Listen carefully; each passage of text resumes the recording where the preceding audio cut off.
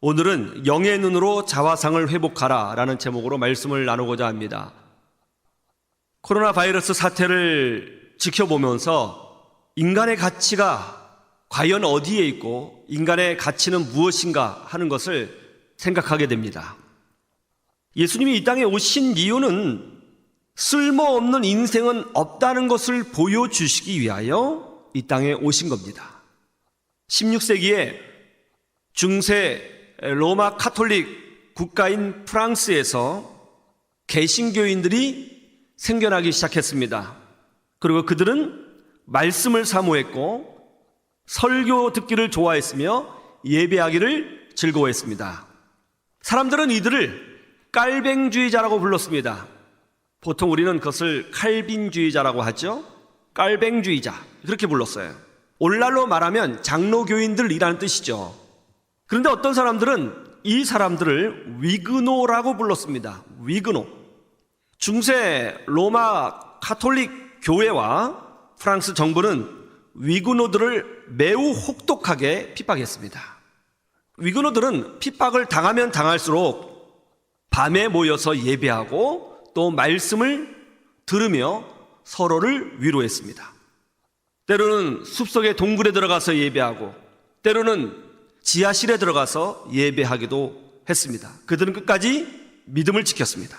그러나 박해는 점점 심해져 갔고 급기야는 프랑스에서는 더 이상 위그노들이 필요가 없다. 위그노는 쓸모없는 인간들이다. 이런 소문이 나기 시작했습니다. 그러면서 위그노 그리스도인들을 나라 밖으로 쫓아내기 시작했습니다.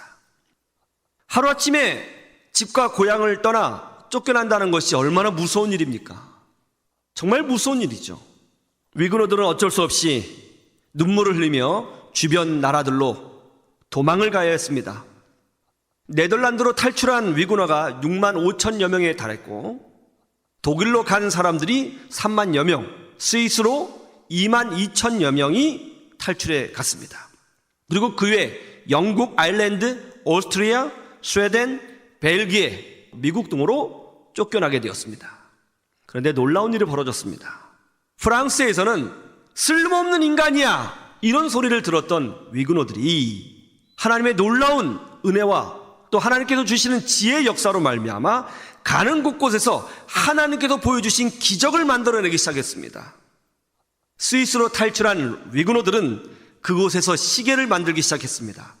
그 후 스위스는 세계에서 시계를 가장 정확하게 잘 만드는 나라로 성장하게 되었습니다. 그리고 위그노들은 스위스 사람들에게 의약품 제조 기술을 알려주었습니다. 그 결과 현재 스위스는 세계에서 제3위의 제약 강국이 되었습니다. 독일로 간 위그노들은 독일 사람들에게 철강 산업의 비결을 전수하였습니다. 그것이 오늘날 벤츠, BMW 등과 같은 자동차 산업으로 성장하게 된 것입니다. 미국으로 쫓겨간 위그노들은 화학과 금융산업의 기술을 전수했습니다. 그 결과 미국은 화학이 발달하였고 금융산업이 발달하여 세계 최강대국으로 성장하게 된 것입니다. 영국으로 건너간 위그노들은 기계를 만드는 기술을 전수하게 되었고 그 결과 영국에서 산업혁명이 일어나 영국이 큰 부자 나라가 되는데 일조하게 되었습니다. 유럽 역사에서 그리고 현대 역사에서 위그노를 빼놓고는 설명할 수 없는 역사가 일어나게 된 것입니다.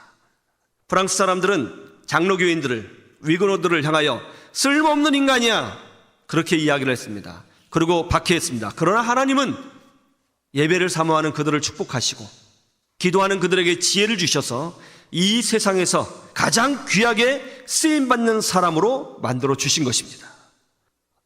여러분, 세상은 우리를 향하여 때론 쓸모없다, 필요 없다 이렇게 말할 수 있습니다. 그러나 하나님 손안에 있는 여러분은 하나님 나라의 도구요, 하나님 나라의 일꾼이며 하나님 나라의 리더라는 사실을 잊지 마시기를 주님의 이름으로 축원합니다. 그러기 위해서는 우리가 알아야 할 것들이 있습니다. 첫째, 영적 소유권을 확신해야 된다는 것입니다. 한번 따라해 보세요. 영적 소유권을 확신하라. 우리 1절부터 우리 3절 말씀을 한번 살펴볼까요? 1절부터 3절까지 그들이 예루살렘에 가까이 와서 감난산 벳바게와 베다니에 이르렀을 때에 예수께서 제자 중 둘을 보내시며 이르시되 너희는 맞은편 마을로 가라. 그리로 들어가면 곧 아직 아무도 타보지 않은 나귀 새끼가 매여 있는 것을 보리니 풀어 끌고 오라. 만일 누가 너희에게 왜 이렇게 하느냐 묻거든 주가 쓰시겠다 하라. 그리하면 즉시 이로 보내리라 하시니.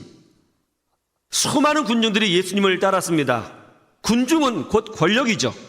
그래서 사람들은 예수님이 혁명을 일으켜서 왕이 될 거라고 생각을 했어요. 예수님이 예루살렘으로 입성을 하시면 더 많은 사람들이 모여들게 될 것이고 정말 그런 일이 일어날 수 있다고 생각을 했습니다. 사람들은 예수님이 언제 예루살렘으로 입성하실까 기다리고 있었습니다. 때가 되었습니다. 예수님께서 정말로 예루살렘에 입성하시게 되었습니다. 예수님께서 예루살렘으로 올라가십니다. 예수님께서 예루살렘에 왜 올라가시죠? 사람들이 생각했던 것처럼 혁명을 일으켜 왕이 되시려고요? 아니죠. 예수님이 예루살렘에 올라가시는 이유는 십자가를 지시고 우리의 죄값을 치르기 위해서 올라가시는 것입니다. 그런데 사람들은 그렇게 생각하지 않는 것이죠. 그래서 예수님께서 사람들이 오해하지 않게 하기 위하여 말을 타고 예루살렘에 들어가신 것이 아니라 권력을 상징하고 혁명을 상징하고 전쟁을 상징하는 말을 타고 예루살렘에 가신 것이 아니라 고난을 상징하고 겸손을 상징하는 나귀 새끼, 그것도 어린 새끼를 타고 예루살렘에 올라가신 것입니다. 이것을 위하여 예수님이 제자들에게 명령하셨어요. 맞은편 마을로 가라. 그러면 어린 나귀 새끼가 메어 있을 텐데 그것을 끌고 오너라. 그러고 나서 뭐라고 하셨어요? 만일 누가 아니 당신들 누구신데 제 나귀를 가져가십니까? 그렇게 묻거든 주가 쓰시겠다라고 말만 하라. 그러면 즉시 보내줄 것이다. 그래서 제자들이 맞은편 마을로 갔어요. 그랬더니 정말 어린 나귀가 있거든요. 그래서 나귀를 끌고 가려니까 나귀 주인이 달려오더니 아니 왜 제 나귀를 가져가십니까? 하고 묻지 않았겠어요? 그래서 제자들이 주가 쓰시겠답니다 하니까 놀랍게도 그 사람이 아 그래요? 빨리 끌고 가십시오 하고 보내줬다는 것이죠. 이 부분을 읽으면서 좀 놀랍다고 생각되지 않습니까? 이 나귀 주인은 어떻게 쉽게 나귀 새끼를 그렇게 내어줄 수 있었을까요? 여러분 놀라운 것이 뭔지 아세요? 1절에 보면 이 마을의 위치가 나오는데 이 마을의 위치가 어디냐면 1절에 보세요. 감남산 벳바게와 어디에?